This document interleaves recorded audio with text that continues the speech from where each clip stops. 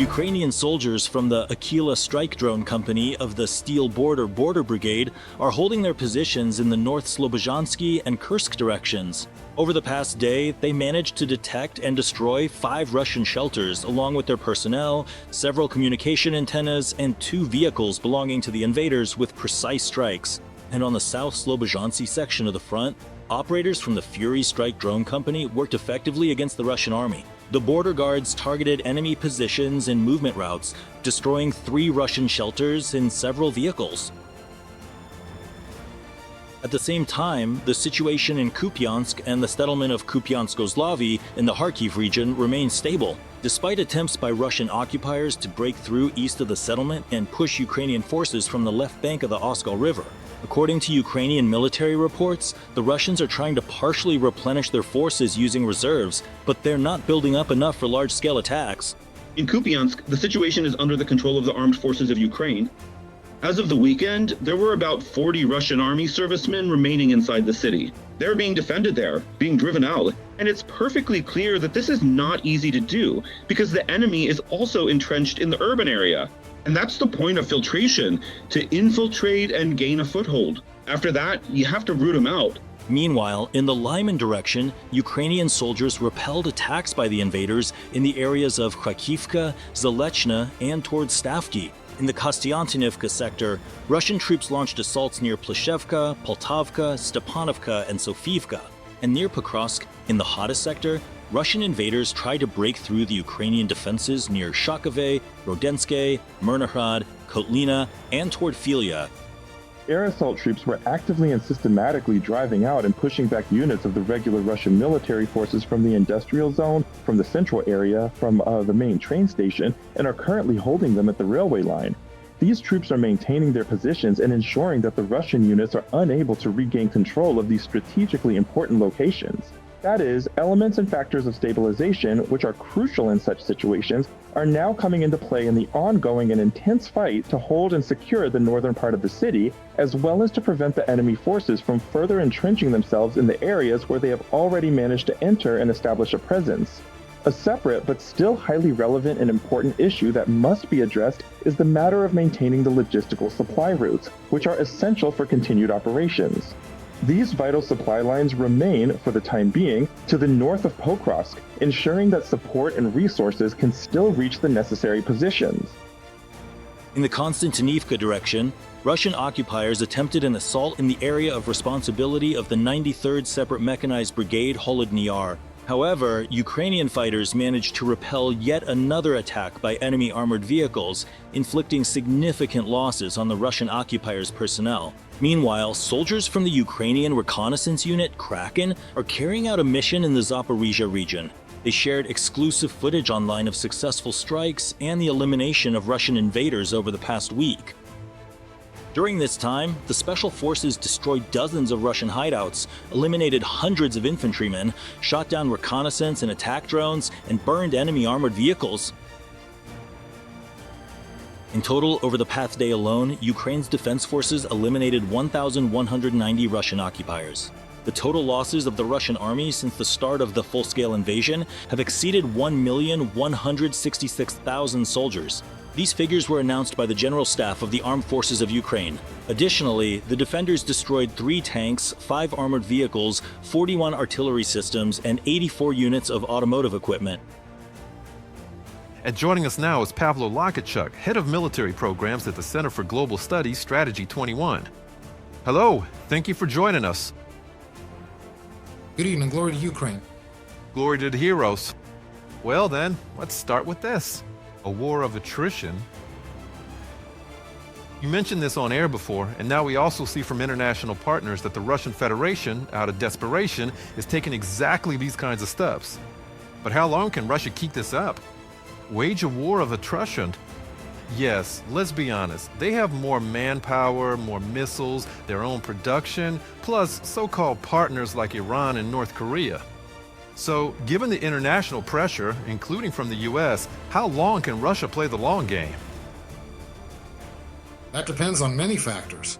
The nuances that you mentioned in particular are not absolutes or fixed values. Rather, these are relative figures, which means they can change depending on the context or perspective. Both Ukraine and Russia, as examples, demonstrate this relativity in different ways. Are different countries in terms of territory, population, military-industrial potential, and overall industrial capacity. But when you start comparing military potential and military capabilities, it turns out they're not exactly the same thing.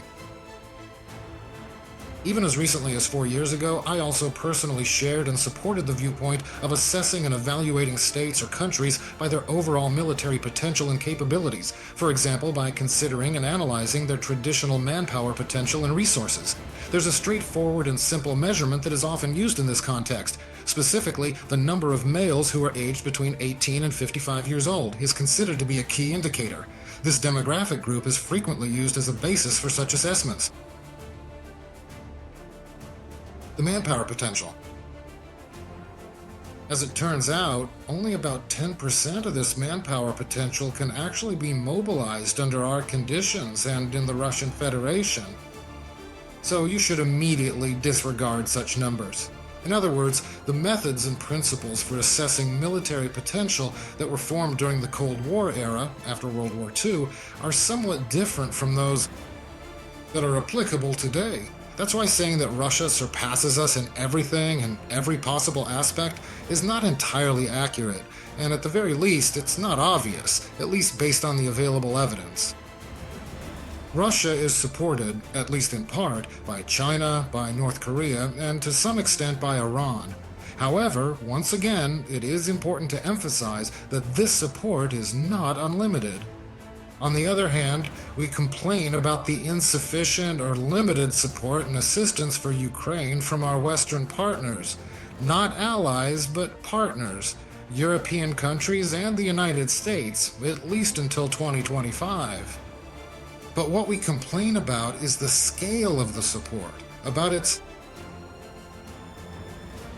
At the moment, their ability to support us is very variable.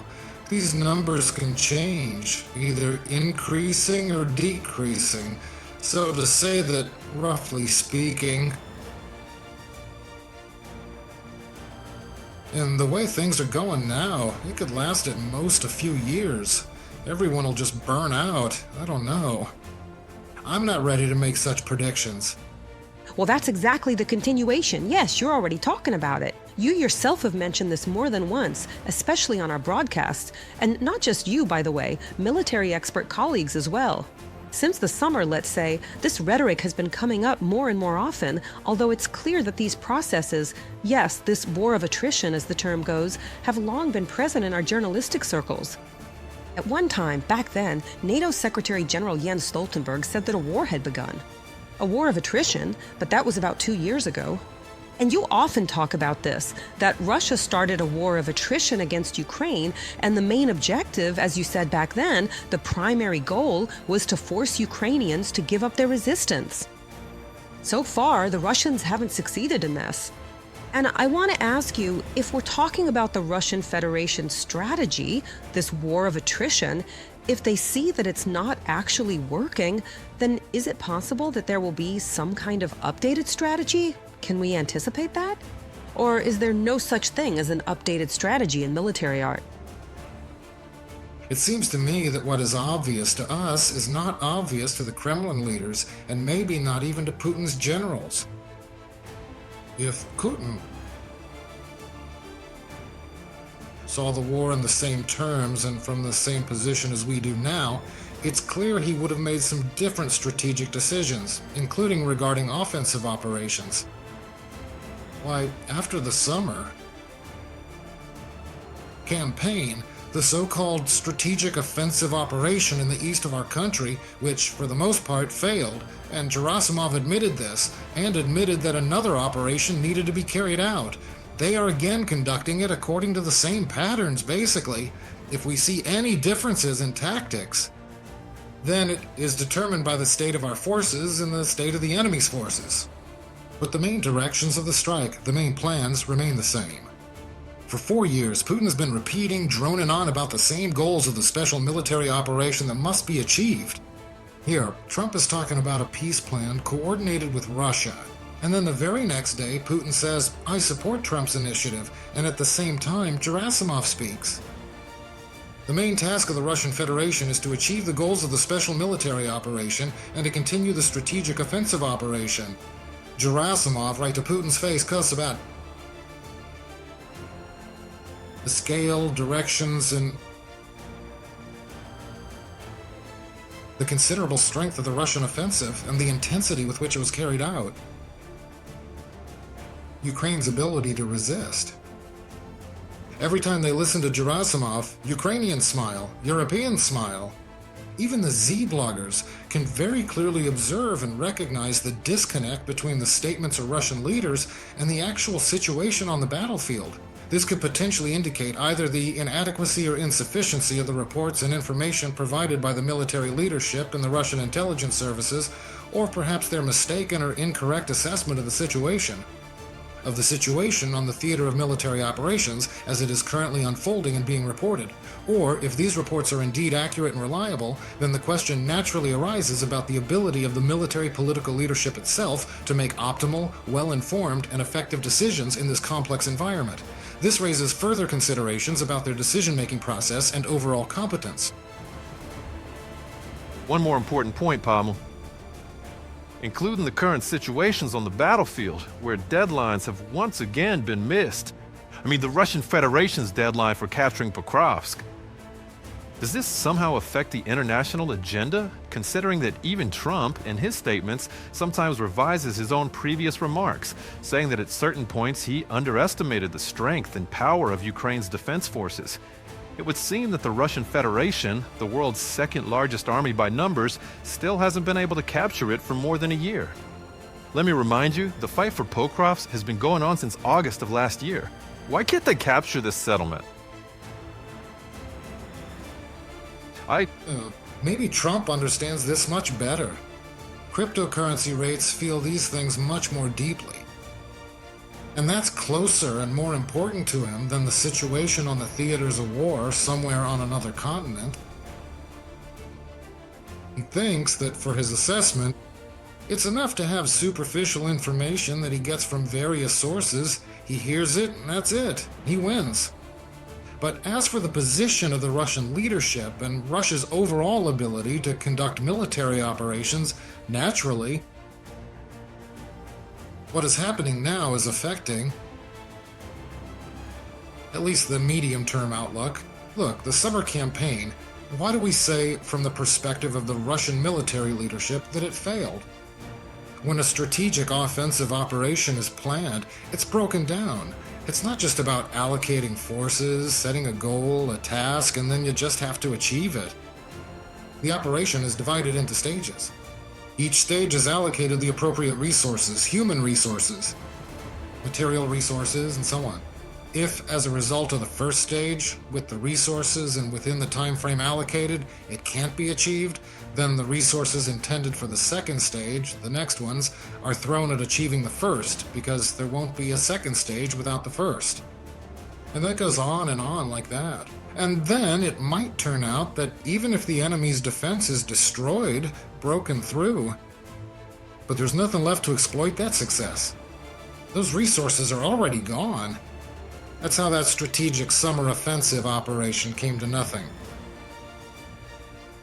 Redistribution of resources, new deadlines, and important new human resources. And material ones, again. We start everything over again. And once again, we run into Pokrovsk. We see that the Marine brigades, particularly ones like Marker, which are good and were meant to develop the offensive, are already being redeployed because the forces that were supposed to complete the task, for example, north of Pokrovsk, aren't managing. They're being worn down. It's clear that this first stage, when Both sides in this conflict are using up a tremendous amount of resources. Supplies, manpower, equipment, and energy. They're being cut down, worn out, ground away, and depleted at a rapid pace. It's the hardest, most dangerous, and most exhausting phase of the entire operation, yes, but it's important to remember that it is not endless. And if you can withstand this grueling period, if you can hold out and endure, then continuing the operation further becomes pointless, and you'll have to either change the direction of the main attacks, shift your strategy, or reconsider your overall approach to the situation. Or come up with some other possible or alternative courses of action that might be more successful. Obviously, that's going to be necessary. Right now, you're even abstracting away from the fact that it's Russia. But if we're talking about the situation you just described, you have to keep making some hypothetical adjustments, changing things. Pavel, I still want to ask a follow-up question. So if we're talking about a turning point, although maybe, again, in war, the term turning point isn't entirely appropriate, although on the other hand, why not? What could serve as an additional resource for a turning point, an extra tipping point? What could actually make a difference? Because this really is a terrifying, brutal, aggressive war. But for a certain amount of time now, it's been happening in the same kind of format, as awful as that sounds. I never would have thought you could talk about war like this, but that's how it is. I mean, it's not like it was in the first years. It just keeps going. It's brutal, aggressive, but it goes on. There's heavy fighting. What could become a turning point? Maybe it's additional fronts. I don't know what else it could be. Deliveries of Western weapons.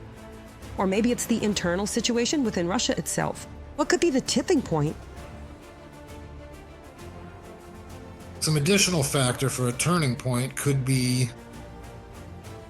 Any such trigger could be the key. That's right, very much so. A turning point in any conflict or situation is fundamentally about having the initiative, because as history and experience have shown, whoever holds and maintains the initiative almost always wins. This is a classic principle. You know, right now we have a lot of ongoing debates and discussions. Should we switch to a purely defensive stance or posture? Maybe we simply don't have enough forces, troops, and resources available for an active defense. Let's consider switching to a purely defensive posture instead. If an army switches to a purely defensive posture, it is already lost. It may still be resisting, but it is already lost, because the enemy holds the initiative. They decide where to fight, how to fight, and what to focus on. And from the perspective of the Russian military command, in December last year, on the 16th I believe, there was an expanded meeting of the Russian Federation's Ministry of Defense Board.